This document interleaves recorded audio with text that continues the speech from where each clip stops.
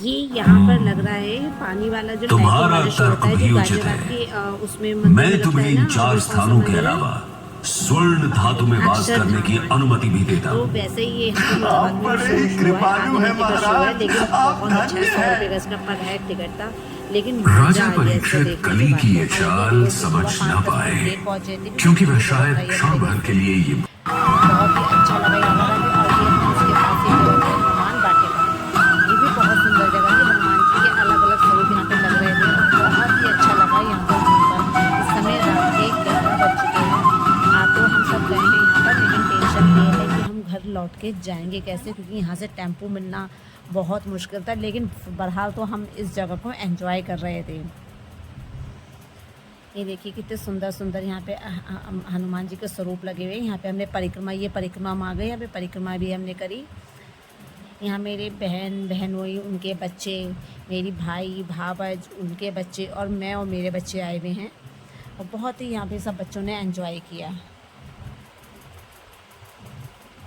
ये मुरादाबाद के बुद्धि विहार में पड़ता है और बहुत ही अच्छी जगह ये अभी बनी है। पिछले साल जब मैं गई थी तो अब ये नहीं था, बन रहा होगा शायद। और ये देखिए अब हमारी घर की मस्ती शुरू।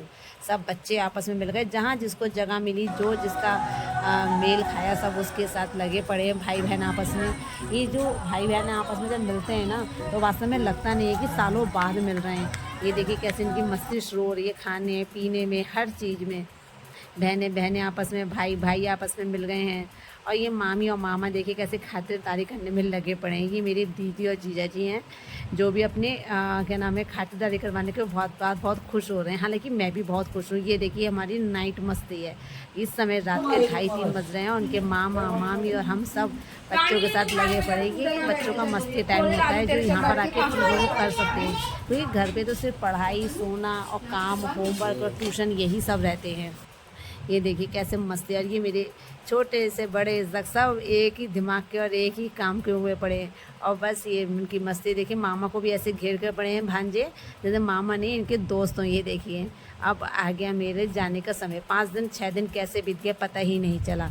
ये जो हमारे रिश्ते होते हैं, ये जो परंपराएं होती है ना, अगर ये आज भी बनी हुई है ना तो उसके पीछे हम सबके संस्कार ही हैं, हमारे माँ बापों के संस्कार ही हैं।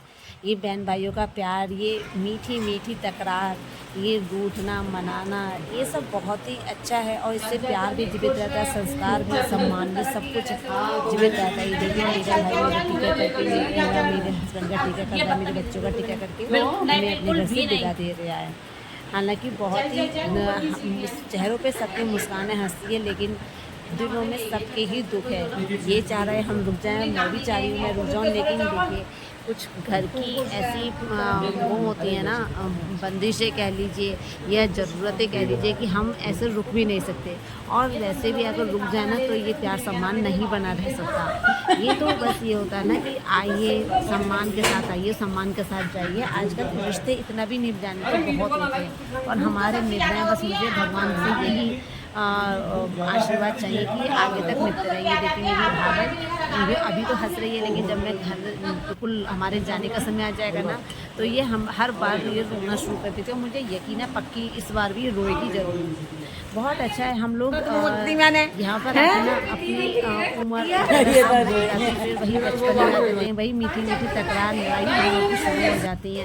और यही चीज़ें तो हैं जो हमें रिचार्ज करती है। इसके लिए किसी चार्जर की जरूरत नहीं होती। सब बहन भाई आपस में मिल गए, किसी को ना रिचार्ज कर देते हैं। और पता है एक चीज़ और होती है, जब माँ बाप नहीं रहती तो बहन भाई आपस में मिल जाते हैं ना, तो किसी में माँ और किसी में पिताजी नज़र आ ही जाते हैं। उनकी बातें, उनके मजाक, उनकी संस्कार, उनके हाथ का स्वाद, सब कुछ कोई किसी में ढूंढ लेता है, कोई किसी में ढूंढ लेता है और अपने आप को हम पूर्ण कर लेते हैं।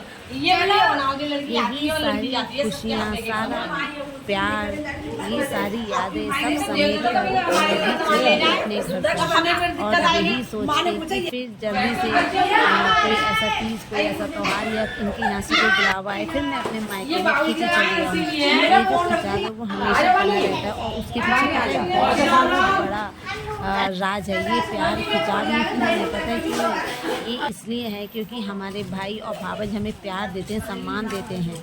तो ये बहन भाइयों के लिए बहुत ही